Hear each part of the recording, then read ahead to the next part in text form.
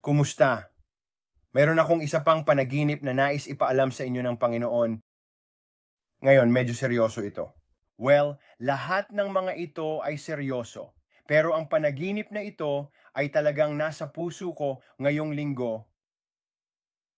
Nagsimula ito, nagdarasal ako tungkol sa mga digmaan at kung ano ang nangyayari sa Ukraine.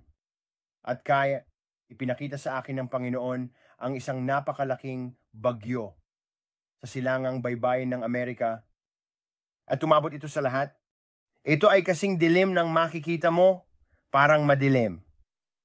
Madilim na purpura, madilim na bagyo. At ang kidlat ay tumatama sa loob nito, ay may napaka nakakatakot.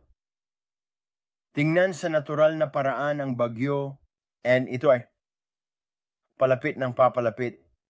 At kapag ako'y nagdarasal, nakikita ko sa Espiritu, ang ipapakita ito ng Panginoon. At ang bagyo ay papalapit ng papalapit, at makikita mo, and sa huli kong nakita ito, yung ulan ay bumabagsak na.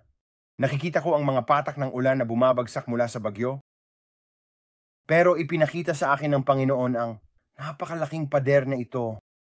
Ang napakalaking pader na ito. At ang pader ay marahil masasabi kong 5 talampakan, ang kapal, marahil ay higit pa.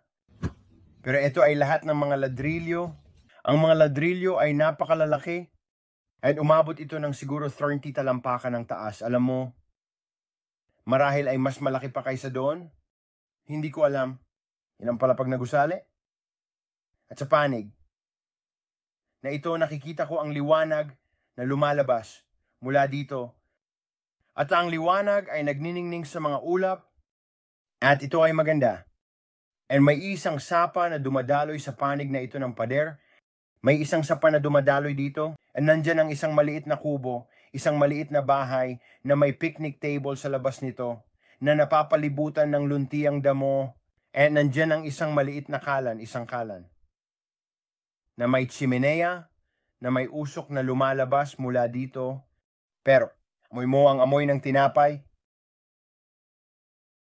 And sinabi sa akin ng Panginoon, sinabi ko, Panginoon, ano ito na ipinapakita mo sa akin? And sinabi niya, Brandon, ito ang awit 91 at awit 23 sabay. Sinabi niya, kung mananatili ka sa lihim na lugar ng kataas-taasan at mananatili ka sa lilim ng makapangyarihan, wala sa bagyong iyon ay hindi lalapit sa iyo. Pero kailangan mong manatiling malapit sa akin. Ilagay mo ang mga kasulatan, awit 91 at awit 23 sa kaibuturan ng iyong puso. Kailangan itong maging isang rema na salita sa loob mo para sa mga darating. Kailangan mong malaman ang salitang iyon, awit 91 at awit 23. Hindi mo basta mababasa. Panginoon ang aking pastor, hindi ako magkukulang. Hindi mo ito maulit ng walang pakialam sa pamamagitan ng pagbabasa. Kailangan mong magnilay-nilay dito. At pagnilayan ito, na ito ay maging isang pahayag sa iyo, at ito ay bumababa ng malalim sa iyong espiritu, kaya't ito ay isang espada.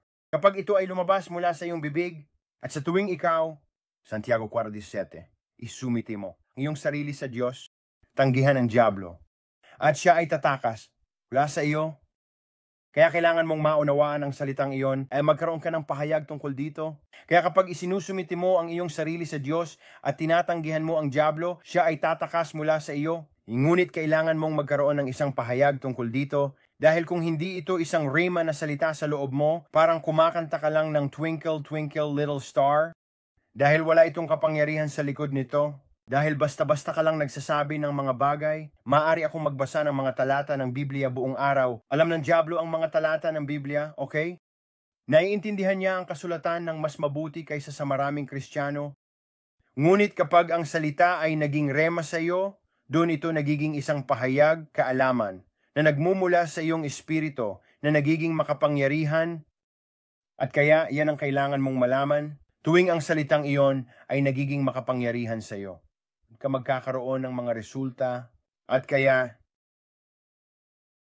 isa iyon sa mga bagay na sinabi sa akin ng Panginoon na ipaalam sa iyo nang ako'y nananalangin kaninang umaga. Kaya dito ko natatapusin ang video na ito. Sana'y magkaroon ka ng pinagpalang araw at walang sandata, na nabuo laban sa iyo ang magtatagumpay. Kailangan mong ilagay iyan sa loob mo para sa mga bagyong darating o anuman. Mas dakila ang nasa iyo kaysa sa nasa mundo.